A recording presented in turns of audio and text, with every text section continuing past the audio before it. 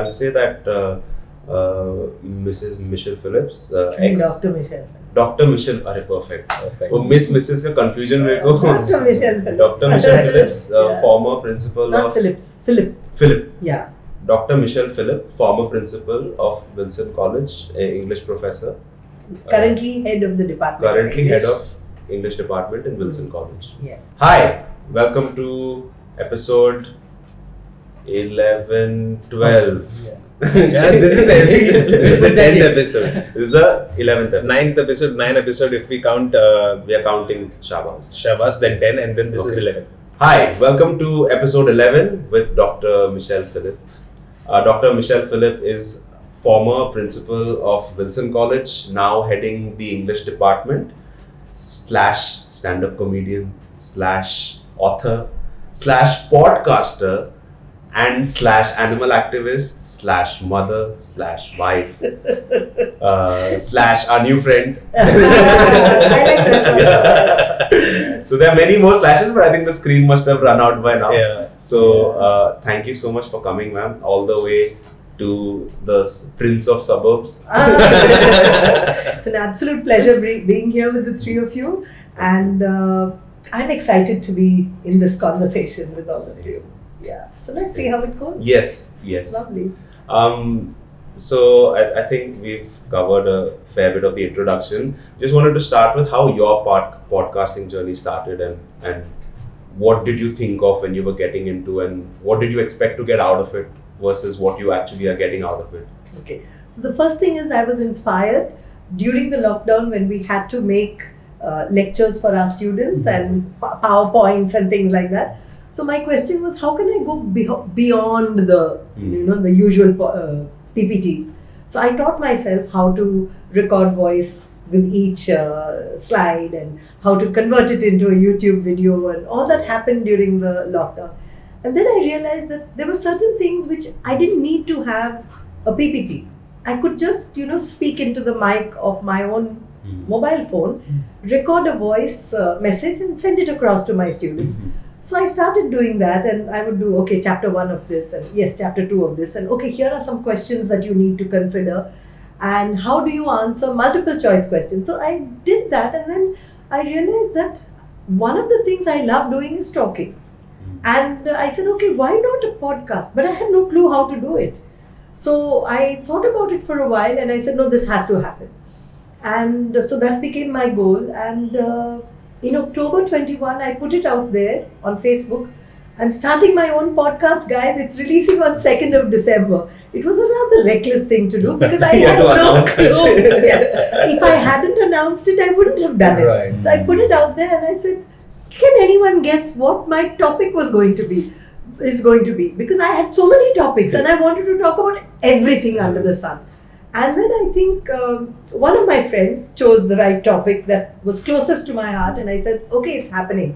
Now, 2nd December, I was already at the end of October. Now, how am I going to get through this? I've already committed to doing this.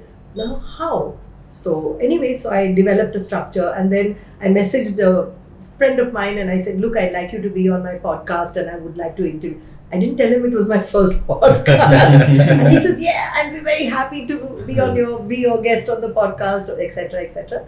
So I set that up and I said, okay, that's easy. Zoom meeting, record, and you're all set because you only need the audio. So I said, fine. Then, I thought about it and suddenly I said, why not name it Soul 3? School of Unlimited Lifelong Learning. And that's how it became Soul 3. And one day a student of mine said, ma'am, I'm in your vicinity and I would like to drop by and visit you.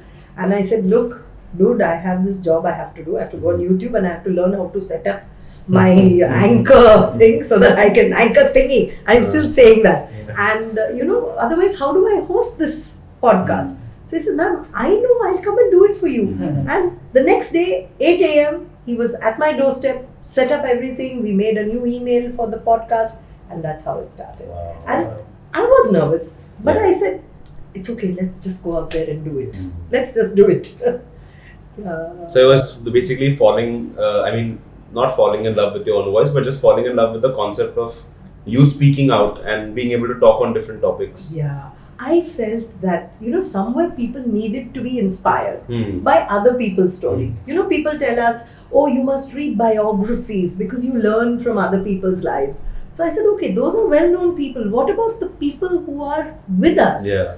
Whose lives inspire us in some way or another? And that's when I wanted to, I've said that it's the voices of ordinary people with extraordinary stories. Mm. So it started off by being that, and I said, yeah, I need to bring those stories out. It's a very big contrast when you say you're a professor and also you're a stand-up comedian. Because all of my professors have been dead serious too. Okay. So how did that come into being? Okay, so first of all, I'm a literature teacher. So that gives us opportunities, Yes. to bring in the little bit of humor that's Humor, there yes, and all yes. of that. I had professors who were par excellence. Okay, so I studied in Madras Christian College in Chennai, Tambaram, and I had a visually impaired professor Whoa. who taught us social history of England. So during one of his lectures, he asked us, he says, how many horns does the papal bull have? So he was going around the classroom, 2 horns, no horns. So then it came to me and he said, Michelle, what is your answer? And I said, sir, the fact that you asked this question means it's a trick twist, question. yeah. So either it has one or it has none. So you can take that as my answer. So he says the papal bull is a document which was brought out by the Pope at that particular time. Now, that's something I'll never forget. So I thought maybe through anecdotes, you teach your students that kind of thing. And I fool around in class. I always say that everybody goes for open mics to get their set together. You know what I do? I unleash my humor on my students. What an unfair advantage you have. You have an audience every day. Your audience is big. So I did the same thing to my class when they asked me, when I asked them, in which age did the thesaurus live? And they answered. Yes. And when I told them, the thesaurus is a book. Do you think literature teachers are generally happier than other teachers? Yes. Surprisingly, when you ask students to talk about a teacher or you ask adults to talk about a teacher they remember, it'll never be a maths teacher. It'll always The be English teacher. my English English teacher. teacher, Yeah. Miss whatever, Same. whatever. Mine was Miss Same. Daisy. She There you go. lives in my head. I have Madhu Miss, same thing. She's my English teacher, and I have so many stories related So to many her ideas. and her lectures. Like I still remember when I was in school. She's still one of my favorite teachers, and she There used you to. go. And it's I mean it doesn't it's not fair for me to tell any of her stories without saying that she's my favorite from school. Mhm. And she used to teach us English. She used to start the lecture. It's the first chapter, let's say from Balbharti or whatever. Gulmohar. We used to have another book Yes. at that time. And then she used to start the chapter, and then she used to just derail from that topic. And then she would start with other stories that are around that particular lesson and what that moral of the story eventually is. And probably another teacher would have taken 1 period to finish that off, but she would take 3 probably because she goes so much into the stories around that particular story. And we used to love that because for us, she did not want us to open the book and read it out or whatever. Yeah. She just sit and listen to it like a story, and that was like amazing. She entertained you. Yeah. She did for you what the media does for us today. It entertains us, and by the way, this is what is good for you, even though it's horrible for you. But they introduce us to such wonderful products and wonderful lifestyle media does suggestions. that, But this is so pure. It's like storytelling, interaction. Exactly. So I should tell you that I had this most amazing French teacher. Okay, she was at the Alliance Française, and she would ask us to bring in any little, news item, something that we had experienced. She would take that information, she would transform it into a little poem or limerick. Using that, she would teach us grammar. It was so till today. I still remember a little, little ditty she kind of made up. So I was walking along South Mumbai. Our classes used to be at Gateway of India, and I saw this woman who was, I think, maybe a little deranged, or she might have had a fight with someone. So she had stripped off her clothes and she was just streaking down the pavement. So I reported this. That was the first time I'd seen something like that. So tongue in cheek, I kind of reported it in class that, I saw this lady. So she made up this poem which said, Michel a vu une femme nue qui se baladait dans la nuit. So she saw this naked lady dancing along on the pavements, in the nude. So using that, she taught us the entire, verb structures of the passé composé and all that. And we were like, huh? And Yeah. she was so good. She was so good. And I always said, if ever I become a teacher, that's how I want to be, I want to be like her. And I've had good role models actually, as teachers. That was supposed to be my next question. Like, how did the whole idea of becoming a teacher or a professor come into being? I especially said that I would never want to be a teacher because I asked a million questions. I troubled all my teachers, all of them, by either not doing my work on time or just doing my own thing. And I know what life was like, the way I harassed them. And I said, I'm never going to be this way. Yeah. So I decided I'm going to join the airlines. So I did everything. I did French, I did Japanese, and then I went through all the training, your IATA, UFTA and everything. And I was an intern with Air India for about 6 months. Then I worked for GSA to Pan Am. Okay. All right. And while I was in Pan Am, I was kind of feeling that sense of disillusionment. Life is very superficial, there's no depth to it. And I wanted that depth and I wasn't getting that thing. And then somebody sent me an advertisement for a job in Air India in Mumbai. So I applied, I got called for an interview, I cleared the test, the interview, everything. And that year they decided not to appoint anybody. So that entire process was a waste. But not all that much of a waste, because in the meanwhile, when I'd come for my interview, through a friend, I met my now husband. And he was an engineer with Air India. So my testimony is that I wanted Air India, but God gave me the Maharaja. So in order to be in Mumbai and be very close to where Phillip is, I took up a job with the school in Bandra where I taught French. And that was where my second mentor for teaching came in. The principal was a lady called Mrs. Kariwala. And she encouraged us through many ways, but one particular program which is called ProGrow. And she says, you may be working, you may be a professional, but your growth doesn't stop. Your professional growth has to keep on for the rest of your life. So she would make us, school would be curtailed on Friday evening and we would be made to make educational games, think of novel ways in which we could teach. So that was the second. Which school was this? This was Learners Academy in Bandra. Okay. Mrs. Still. Kariwala is no more, but her daughter runs Beacon High, also in Bandra. Okay. Yeah. But the kind of, and theirs was the very first school that had, the integration of special children with special needs. Okay. Whereas at that stage, I'm talking about the late 80s, we only had separate schools for children who were differently able. Now, in the 80s, they admitted students who had special needs. So forward. And it was, her vision was something that people now also can't grasp this concept. Exactly. they cannot. They cannot, But just not happen. these were the two people who really were a tremendous source of inspiration. So every couple of years, I have a student who's a bit of a rebel, who's the arty type, and this guy, those were the days of BlackBerry. This is 2004, BBM. So I was, at 12:30 at night, my phone goes,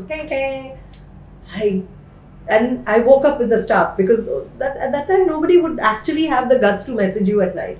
So I picked up my phone and there's a poem that's been written by this guy, and he sent it to me for my review, if you please. And where is he seated? On the rooftop, which is almost like the 4th floor of the hostel building, the McEachen Hall building at Wilson.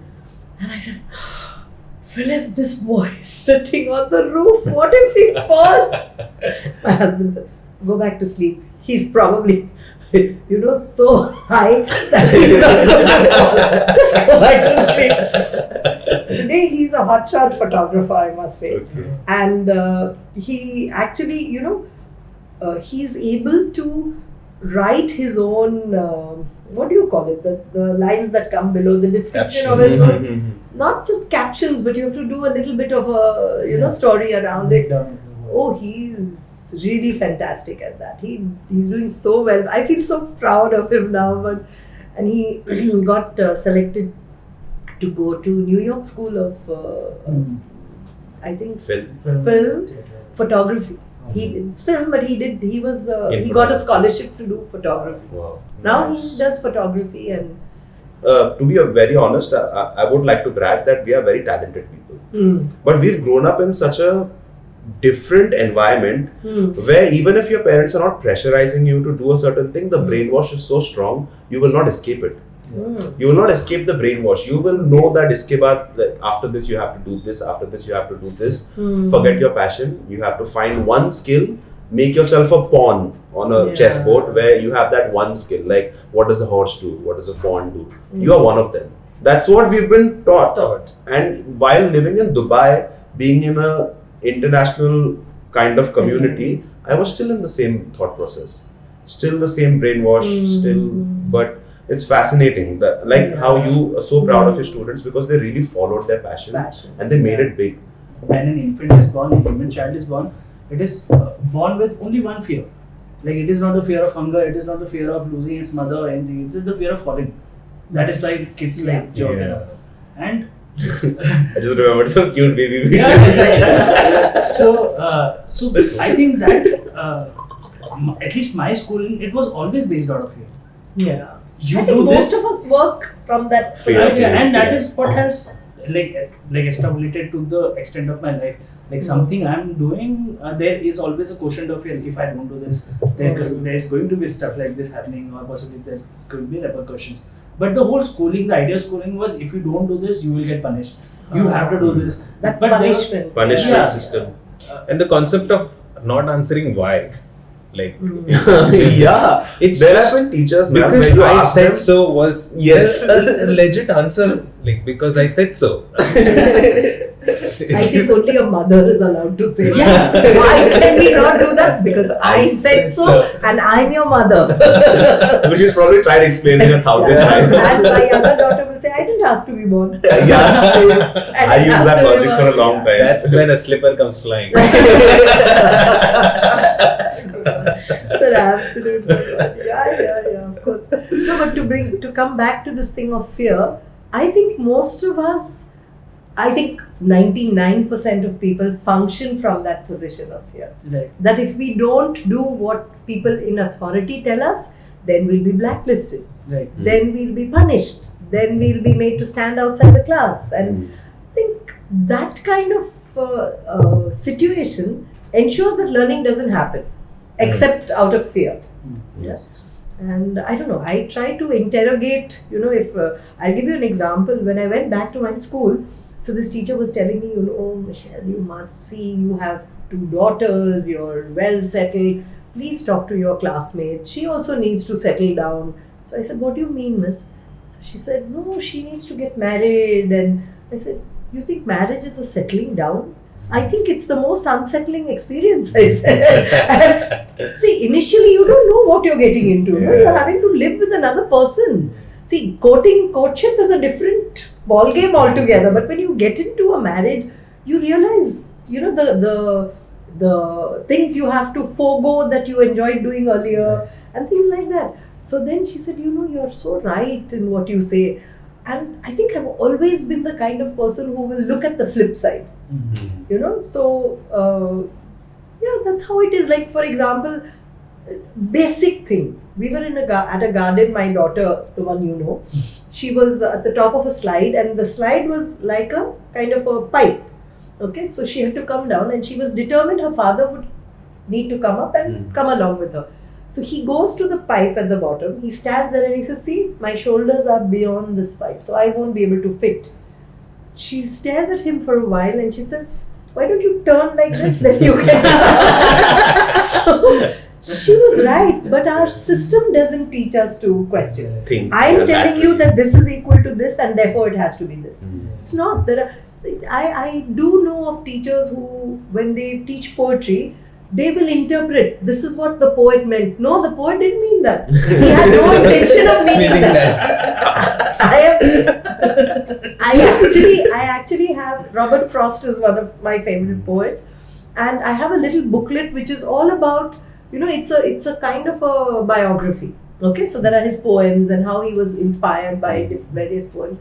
And he says, I didn't mean this. When people interpret this poem, it was not about the breakdown of communication. It was merely about a wall falling down and getting together with my neighbor to rebuild the wall. Yeah. It was not about relationships or anything like that. Everything is not metaphor. Yeah. Exactly. And we wax eloquent about how Shakespeare meant this. No, Shakespeare didn't mean so, Nobody asked him. Yes. So at the start, we need to tell them that, look, this is about what you see in it. Yeah, right. As long as you can substantiate what you say with, phrases, words, I'm happy with your answer. I don't need you to mug up and write an answer. So that way I think we as teachers should also keep an open mind. Yeah. So that That's exactly what is going wrong with religion. And people are reading stuff and like, oh, This this is what he Religion and politicians are both having one underlining factor. Mera wala best hai. Anybody preaching Mine religion is the best. or politics, Oh, tell me about it's it. the same. Like mera wala hi best hai. Even within religions, we have sectors. Yeah. No, mine is the right one. Anyways, let's not go down Let's that not go there. road. That's Those are a too important. dangerous. Yeah. We will still get away with it. ये काटना पड़ेगा. No, you can keep it and then stop. So we have a virtual assistant. We have to like We pretend like there's a whole team behind the Yeah, camera. yeah, that's a good thing. So ये काट देना इसको. Yes. So that's about how's your stand-up experience apart from pulling out Before moving to jokes? stand-up, I had one last question about the whole college experience and your profession. Is how have you have been teaching for the past 20 years? 28 years. 28 years. No, more than that. If at Wilson College, 28 years. I was just born. But at other places, So how what is the expanse of difference that you see in the kids now? Let's say in the past 5 years, what is the difference that you see in the kids? that's something I keep on talking about now, because I think post-pandemic, our students have completely lost their, their moral compass, their social etiquette. I mean, they just walk past you as if you don't even exist over there. I can understand a young teacher who looks like a student. I'm here, you can obviously see that I'm a teacher here. At least hold back to allow me to pass. I mean, that is courtesy. If I see somebody older, I will definitely do that. Yes. Students will walk past, they will answer their phone in class. Oh my That's a God. Oof, you cannot imagine. And this girl, I said, excuse me, out. No, ma'am, I'm just informing my mother to top up my phone. Ma'am, I'm so that feeling I like can- that's offensive. It is offensive. It is super offensive. I would slap that kid. Like, That's why. I have better ways of dealing with it. Your phone comes to my table, and then I say, I'll give it to you after Valentine's Day, okay? Ma'am, I need it. I said, no. It you comes should to say me. password. Give password. I don't want to see the rubbish they write. It's usually nonsense. The other day, one of the students was just watching his own videos while class was going on. You think I can't see by your body language what's happening? That is sad. That is So very sad. I acted like I didn't notice anything, and I was walking around the class and doing something, and I walked up to her and said, thank you, I'll take your phone. And ma'am, I said, yeah, you can watch your videos later. And he was seated on the last bench, so he would never have thought that I would know that he's there. Sorry ma'am. I said, are you sorry that you were using your phone, or are you sorry that you got caught? Yeah. The cases of copying in exam. has gone up exponentially. I would like to not comment on that. Yes, and novel ways using technology. Yeah, exactly. Okay, Yes. and then they think we are idiots and we don't know anything. And they, come on, let's switch here, let's check here. Everything comes out.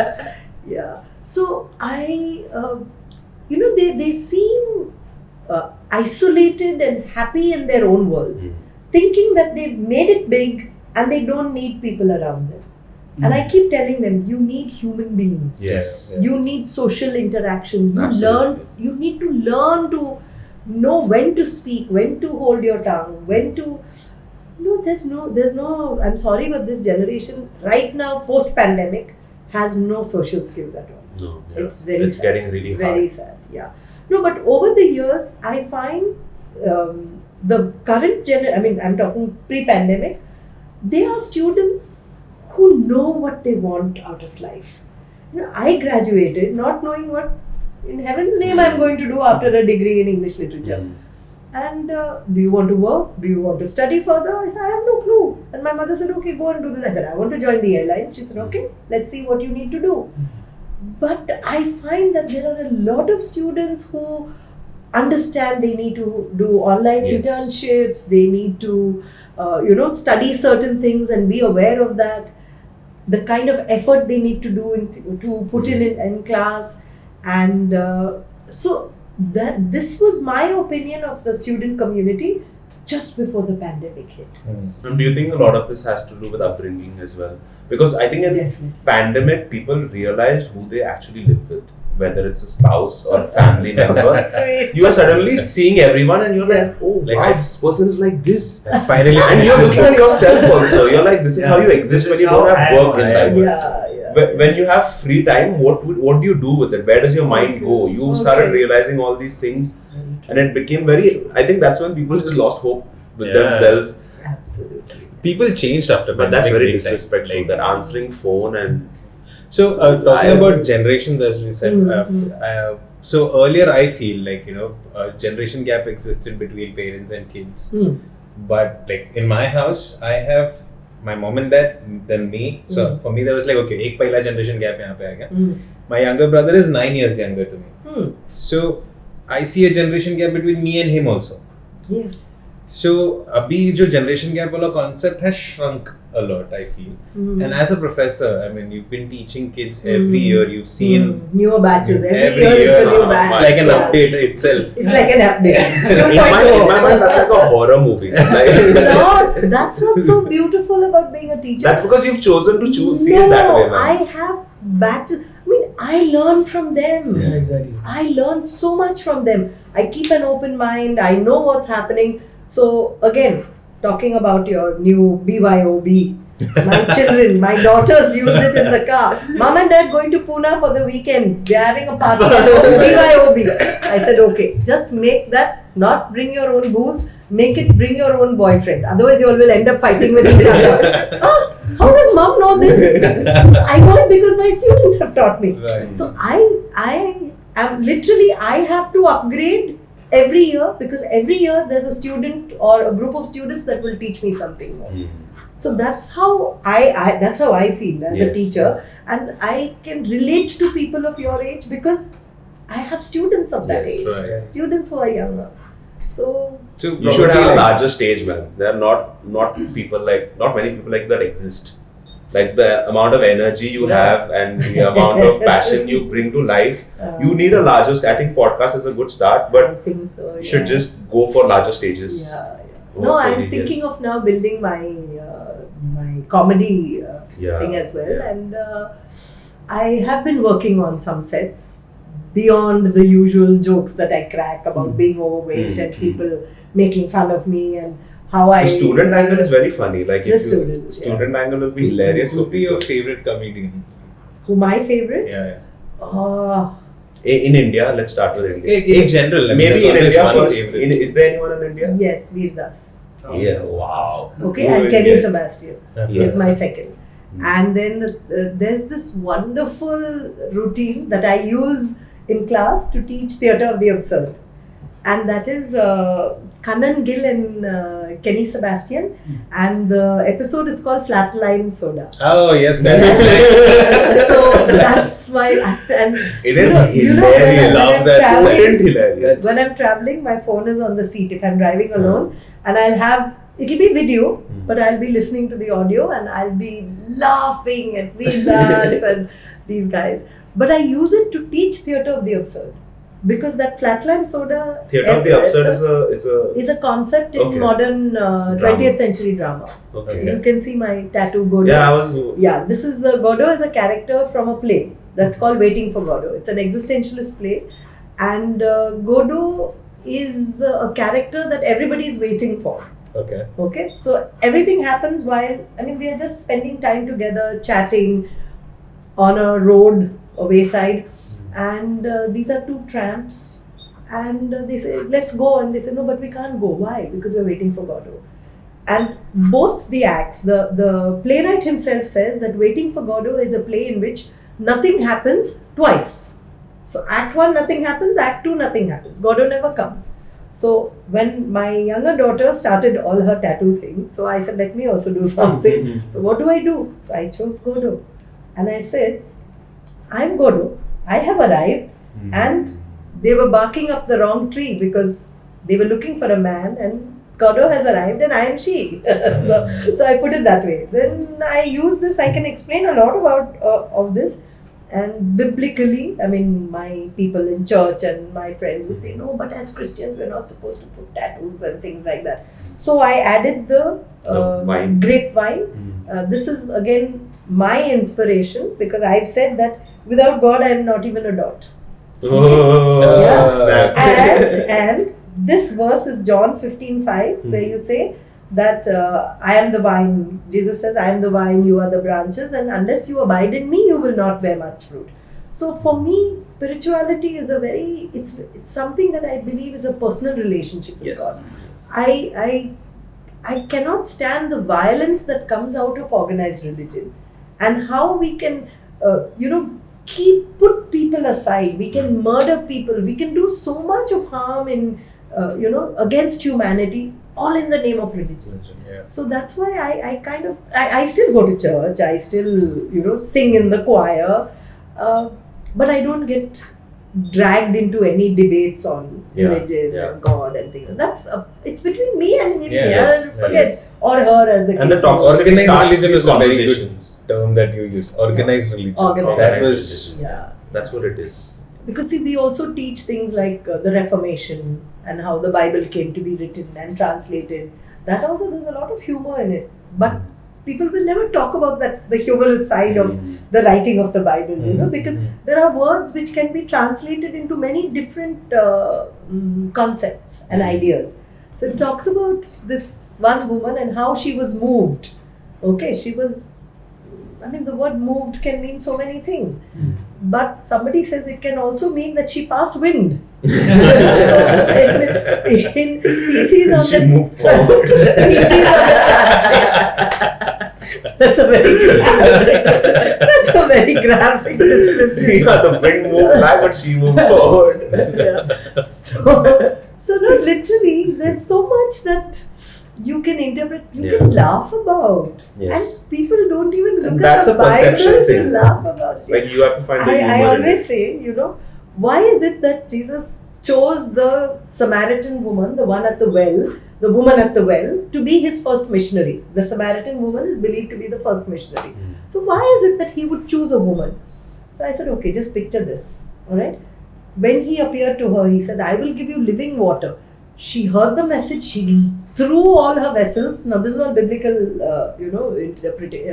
explanation. She threw her bucket, and she went running into the village to tell them that, I've met the master. He's come to give us the true, living water, and etc., etc. When Jesus rose from the dead, he revealed himself to women. Okay? Mary Magdalene, Mary Martha, they all came to the graveyard, and he revealed himself to them. And when he told them, look, I'm Jesus and I've come back, they all ran to go and tell the people. Can you imagine if he had revealed himself to 3 men? They would have looked at him and said, come on, let's go and tell others. dude, he's been dead 3 days. You go and crucify you. Keep quiet. When he healed 10 lepers, only one came back to say thank you. So can you imagine? So he also had a sense of humor. I believe Jesus had a sense of humor. I'm sure. I think God has a sense The of God, humor. yeah. Yeah. Again, like, Look we around don't know you. what God as a concept is, but Yeah. anyone who's opened up their mind to a point will have a sense of humor, because how can you not laugh at absurdity of life? Futility of Yeah. And it's just absurd. No, a lot of things are very absurd, but you're like, yeah, that's how it So you is. can't enjoy comedy until you have an open mind. Yeah. That is the whole problem with the comedian student. Yeah. It's so That's why they're going to jail. Another Comedians are politician going to joke, jail. like politicians have a huge problem with comedians, right? Like, I mean, they're like, it's so weird that politicians have a problem with narratives. Because the comedian is just narrating his thought, right? When we were in college, that is not very But long 10 years back, back. just 10 years back, Mm. we did not have this concept at all. Mm. And now people are very much aware, like people are almost aware about what they should be talking to others in public. So Yeah, that it what does not to say Yeah, also. so that it does not affect their mental health. And now, so that is a current scenario. But what you have quoted your students doing, like the newer generation, the post-pandemic student, they are not, like, they don't seem to be aware of these things. Although they are the ones preaching about mental health so much. No, they are very aware, and I find that the number of students with issues like panic attacks and all of that is much higher Yeah. now. Yeah. The Agree. numbers have risen. They know. I can see the ones when they have their panic attack. You can see that yes, it's really something that they can't deal with. That it's that they need medical help. But on the other hand, there are those who use that as an excuse. Yeah, exactly. I'm having a breakdown. I need to leave, and they are in front of you. They haven't displayed a single symptom. But I don't want to judge. Maybe there is something going on in their It's heads. very hard to tell apart. Yes, but then I find that it becomes just a convenient excuse Yeah. in some cases. Yeah. Okay, so they are aware of their rights, and even when it comes to girl students and their rights over what a boy can or cannot say to them or do to them, they even use that. And sometimes we've had even false complaints Yes. made yes, by it girls happens, it against boys, happens. and I keep thinking, this guy, poor guy, he wasn't doing anything. Yes. We saw it in the video. He was just practicing his game, and this girl comes and says he fell on top of me. Nothing. There was nothing there in the video that we could pinpoint. The first reflex of public sentiment is always with the With the girl, of course. But that is the reason why we don't have proper redressal, because everybody assumes that the girl is. Yeah. So when there is really a case of molestation or sexual harassment, nobody wants to do anything about it. Yeah. Also, I remember just one second. This was like the second. I used to work in advertising agency. This was and I recently joined an agency, and it is one of the biggest agency in the country. Okay, and so they, like, during the introduction session, there are a couple of sessions by the HR and then the WASH committee and stuff. So we had a session with the WASH committee, and they we had a set of 20 joinees, and they legit told us that if there is any complaint, we will not look at what your excuse is or what you have to say. You will be fired if you're a guy, and only a woman's voice will be considered. That is what the WASH committee said. And it was so it was so depressing for the guys. Like everyone was like looking at each other, and girls like, yeah, that is how it should be done. See, that's This is a corporate scene. yeah, that's so wrong. I Sad. think there also people don't know how to handle. Yeah, because it's their inability to. No, there's no proper ways of Because redressal. if it gets out of their hands into the world, they have no capacity to handle this, because everyone is following this. Very true. And yeah, in a way, it came because it was skewed all this while. All this while, women had apparently no voice, or nobody heard them, or they didn't speak up. You would be best. You would know best about that. But in that way, it's been skewed. Or I don't even know if it has. Yeah. I mean, I don't know, but the point is, right now, like as you said that. So going back to one thing, these kids from now who are in college and who have been through the pandemic years, while in their 18 and 19, they have had a lot of trouble because Very when you talk about the end, as we discussed, we all spend time at home.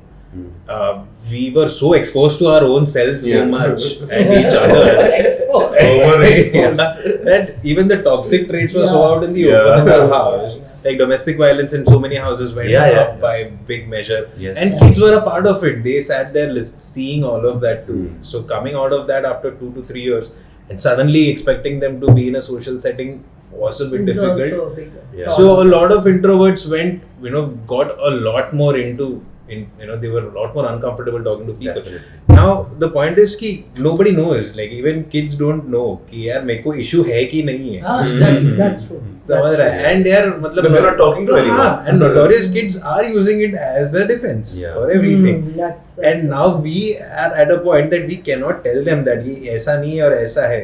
Because we also don't We know. also don't know. So it's all such a mess, and everybody needs therapy. So I think that's the only way that you can actually sort it No, out. I'll tell you that during the pandemic, when my entire family was down with COVID, even though we were not in the city, we were away from the city, we were out of circulation.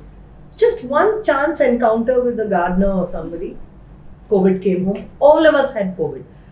Mine was a mental fog. I really had a kind of, I was in a situation where I thought that, I just couldn't remember anything. And then slowly as I came out of it, I also began to experience panic attacks. And that's when my younger daughter said, Mom, why don't you talk to a therapist? In those days, who will see a therapist? Just give them 2 whacks and let them go and do their thing. That was the opinion we had of therapists when we were growing up. And I said, okay, let me talk. And she gave me a number and I spoke to this lady. I did about 4 or 5 sessions with her. But that made me understand the reason why I was having these panic attacks. So once I could put that in a space that, okay, I'm having these panic attacks because of these reasons, I was able to cope better. I know a lot of people who collapse when they retire at 60. Because their whole reason, their raison d'etre is that professor of whatever subject in that place. They derive their sustenance from the fact that they are in that From position their of purpose. power. But for me, I know that in a few years when I retire, I have other things. I'll have my stand-up comedy. I know I'm going to do a lot of things. So I am preparing now so that when I do walk out of college, finally, I'm not going to be at a loss. That is so beautiful. And I've also seen a lot of people literally dying. They go into a depression. That's what happened with my father. After he retired, he had no sense of life. Because he doesn't even enjoy basic things like music, not even walks. And I told him, just sit in the sun, enjoy your life, go for a walk. He did not have a concept, he tried. But then he started studying a new technology. He's like, no, I cannot, I just have to. And then eventually, he had a lot of health issues. But health can be improved when you have some motivation to live your day, I think. That's what happened to him. So a lot of people in that age group, they tend to just let go of life. That's it. Why? You are alive. As long as you're alive, keep going. I keep watching videos. This lady is some 92 and she's still Miss World and showing off her muscles. I may not be there, but at least I can do something else. Maybe I'll be the oldest stand-up comic or whatever. I don't know. There's this guy, Jeff Allen, I think. He's one of the American stand-up comics. Jeff Dunham. Not Jeff Dunham. Oh boy, he's a ventriloquist stand-up comedy. He's fantastic. I kill you. I kill you. Acha, is that guy? No, I'm talking. You were called Ahmed? The next terrorist. You should show me. No, you look like jalapeno on a stick. Oh, that's what I told him. Have you seen this picture from college? No. No, but with his the beard, the French beard, jalapeno on a he stick. looks like the jalapeno on a stick. Yeah. Oh, I love Jeff Dunham. I can watch him for hours and hours. I like Peanut the best. Peanut, yes. And but Jeff Allen is also a stand-up. Jeff Allen, He does a lot of stand-up about his wife and his children and that kind of thing. So somebody suggested that I should do stand-up comedy around my husband and my family life. I don't know. I find that it's sacrosanct. I cannot see. We have our What own is that jokes, word? but sacrosanct. For me, it's holy. Yes, Sacrosanct. absolutely. That And you is should something, do what you want to do. Yeah. No, but that's why I started watching. There's this lady who passed away recently called Jeannie Robertson. Okay. Jeannie Robertson. She's the old style of she's a stand-up comic, yes, but they start off as these Toastmasters and all that, no? And then the way they speak, and it's all about their language and things like that. I think language, that's something. Like Jimmy Carr. Jimmy Carr. has this- Jimmy Carr, yeah. He has a very Also. sophisticated English Yeah. kind of. See, One of stand-up the only British. performers में हमेशा मैंने देखा कि it's if you have an accent or a particular way of delivering it, it really works.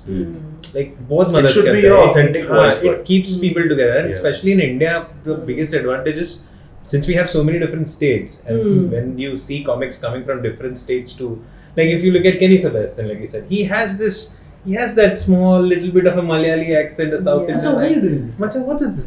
Why? And you know that little bit. Wow.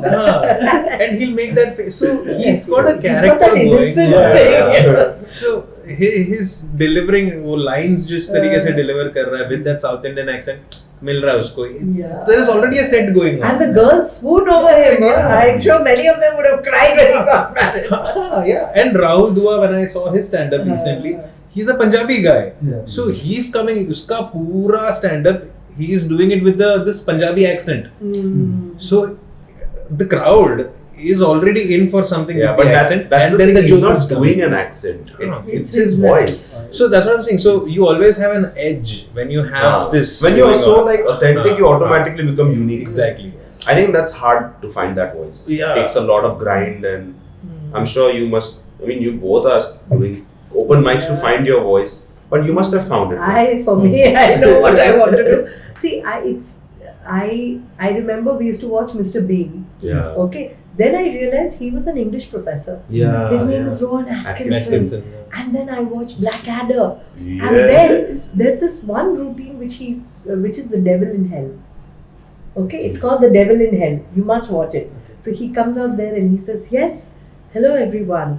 As you must have guessed, this is hell, and I am the devil. But you can call me Toby." And then he goes on, and then he says, "Okay." And I was most fascinated because he says, "Yes." He then divides people according to their sins. Okay, and then he says, "Yes, adulterers here. Please form a line there in front of that little guillotine." And then he says, what was the other one? He says, "Yes, are there any questions?" And then somebody asks the question and he says, "Oh no, I'm sorry, you may not have read your Bible well because this is hell, damnation without respite. So I'm sorry there are no toilets." I watched him. Even, I don't know if you've watched this TV serial called House MD. Yeah, SMD, yes. So that guy, see, I can't remember his name right now, but he and I think Stephen Fry and this guy, they have their own comedy routines, you know. And of course, I've grown up with my mom talking about Jeeves and Rooster. Jeeves, are you familiar with Jeeves? No. Okay. We're just gonna So say this is- after the episode, this and note is- down everything. This is PG Woodhouse. PG Woodhouse, yes. Yeah. And it's hilarious. But it's that English humor. PG you know, Woodhouse the- is an author. Author. Yeah. He's an author. And my mom loved PG Woodhouse. So. One of my favorite comedians from 80s, 90s was in fact is Seinfeld. Right. His I think the peak age was during the 80s when Seinfeld was performing. My mind is now distracted because I'm trying to think of House MD's actual name. He's Achha, that also a actor's- musician. He's also a pianist. And, Is he the guy who has a limp? The Limp. The Limp, Yeah. yeah. What's his name? What is his name? I always know him as House. House. Yeah, Dr. House. but he's a superb musician. What a musician he is. And they say like the information they've used to make those series is actually legit. Yeah, Like, it's yeah. actual medical information. Yeah. Unlike Grey's Anatomy, which Oh. might be something else. So actually, one of our very close friends is a doctor, and they also refer to House Uh-huh. MD. House Yeah. MD for references. okay, this Yeah. because most of them are actual cases that they have used. But of course, he thoda sa Exaggerate. So I was in a heads of departments meeting, Yeah. and the senior most teacher, she was talking, and suddenly she and the principal started speaking in Marathi. And I had just come into Bombay, and I was not very sure of the language and all of that, because I had only been exposed to Tamil, Malayalam, Telugu, and a bit of Kannada. So I came here, this lady was talking, and they seemed to be not angry with each other, but it was sounded slightly heaty. And in between, she would say, "Fuck the," and I'm like, and then after a little bit, again she said it, and I said, and then I turned and looked, and this professor is sitting there, and he's got his head on a tilt like this. He's looking at me, and he says, "I'll tell you later." And then he calls me, and he says, "This is fuck the," which means only. But all the teachers know this joke about me, and they really tease me about it, you know. I have a lot of language jokes. I have a lot of. So there's like students for students, right? I mean, teachers ke samne, at least for me, abhi, all the guys are sitting together having fun, and abuse is a part of it. Like, and it's not even taken as an abuse. It's just formal, you know. Commas like, and full and semicolons. So, as soon as a professor or a teacher would pass by, you know, we would always make sure that we're quiet. Yeah. You know, because that's the code. Spoke decently. Yeah, it's this unspoken code between a teacher and a student somehow. But has that ever been broken from your end? Like, we would, you know, like you are in the moment of saying something and you happen to just spill out An bad word. expletive? Yeah. I wouldn't use expletives. Even in normal. I have better ways of saying it. So I would say things like, "Did your mother ever find out who your father was?" Okay, this is like damaging. Son of a whiskey bottle corn. I mean, by the time they realized that I abused them, I would have gone. No, because see, That is one when skill I you want to know. have when you have command over language, there are ways of insulting people where they won't even realize till hours later that you've actually scolded them. I made a lot of enemies like that. Oh dear. Of course, No, probably of they course. start respecting after they finally get Yeah. it. Like, kya So- bole madam ji? Poor kid घर पे जाके later, like, and he realizes what you said, like, ouch. 6 hours. I was on my moped, and my classmate from college was behind me, and there was a pothole, so we kind of swerved. So this guy passes by and says, "What, madam? Why you erotically driving?" What? The two of us. How is that erotic? That's the whole. I didn't see that.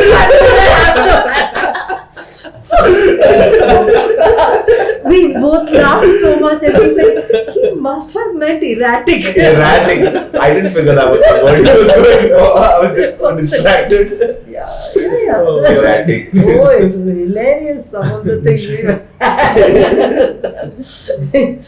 Yeah. But why? It's like this might sound very dividing, but why are people in South generally more intelligent or more applicable? I don't think That's not no. I don't That's think a perception. It's just a It's a stereotype, stereotyping. yeah, okay. Yeah, definitely. No, because this is such an intellectual comeback. No, did you tell at home you're not coming back? It's layered. Yeah. Like North में बंदूक निकाल देंगे. Like that's the That is about that it. perception that we have. that Yeah, we probably. have. No, it's also a stereotyping. Yeah. Stereotype. And you have to blame the movies for that. Yeah, exactly. Yeah. I've met so many wonderful, intelligent people from the north. Yeah, exactly. And in fact, Of two of them course, I of admire. course. One Montek Singh Alwalia, the other Manmohan Singh. I mean, these were people who were brainy. Yeah? They're all. I mean, you cannot. The South has its share of nutcases, Yeah. just as the North has its share of nutcases. I think it's just the perception Yeah. that I We formed have through that. movies. Definitely. And even in Kerala, I always say, like, people always are very proud that, you know, we are the most Literate. 100%. No, that's the point. Literate. Sorry. Yeah, But- literate is just reading and writing. No, I'm sorry, it is not reading and writing. And we. No. Literacy, according to our law, is that you are able to sign your name. Sign your Oh, name. God. That is all. That's a So pretty I can low. call 5 people, teach them to sign their name, and say, okay, they are They're literate. literate. Exactly. So, Like, you're not educated, you're Yeah, literate. yeah. So it's No, there's a lot more to just that. You can even be a graduate and not be educated. Exactly. Yes. And the flex that Kerala has about being 100% literate, I'm like, okay, no, enough with that. Yeah, people might be like, they might have studied until 4th standard only. But Literate. They can sign that. Yeah.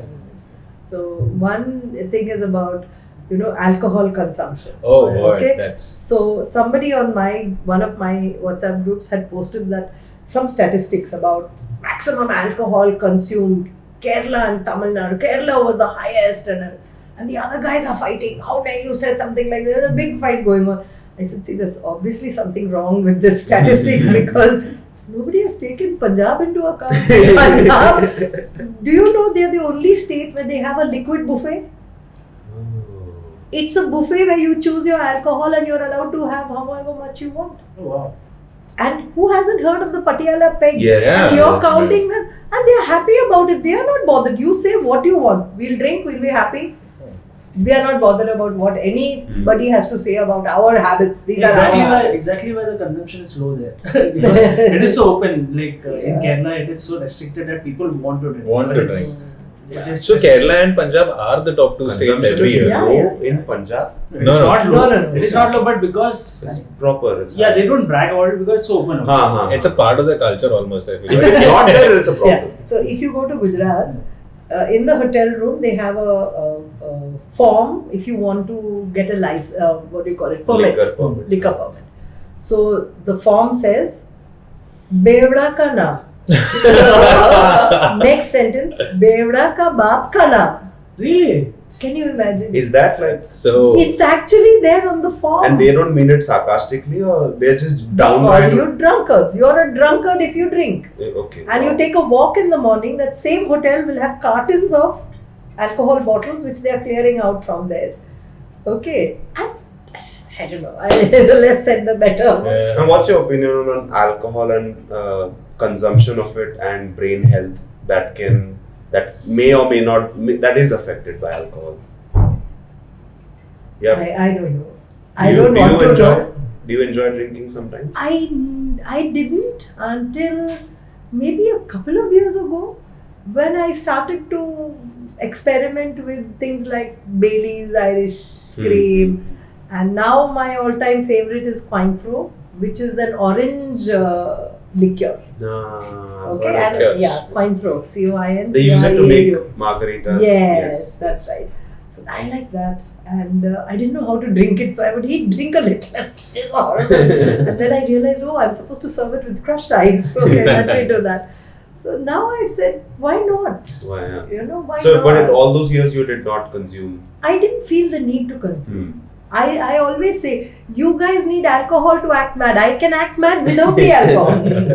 That was my contention. And in fact, there were people who couldn't even speak without Alcohol. something that you would want to let the viewers know, or people our age, or something that you would want to It's something you're just like, remember this one thing. think. Yeah. So if there's one thing I want to tell, a message to get across to people is to lighten up. To, as youngsters would say, take a chill pill. Life, Chillax. the serious things you take seriously, Mm. but the rest of it, have fun. Because, at the end of it, we're all going to die. Yes. So at least let's go there with, Yeah, die with a smile. yeah, on a roller coaster ride and then end. But Because without that's the only thing we are all sure Yes. of. So have fun, enjoy life, do things besides, just the work that you do, and enjoy whatever it is that you do, and give it your 100%. And I'm not a kind of person to give such serious advice, So but that was amazing. But Yeah. but take yourself Yeah. seriously and believe that even if it is comedy, you can do it. Hmm. Even if it is music, you can still make a career and profession out of it. It's not that you only have to get into traditional careers. There are careers out there where you can really follow the dream that you have, And I think there I did well because my husband and I both let our children, both our daughters, select the careers that they wanted. We gave them that mental space to discover what they were really good at and to go for it, literally. So I think, because in our day, if I said, okay, I want to sing, I would have said, okay, and where are you planning to sing? On the railway station with the guitar so people will throw coins at you? But that's not the scene today.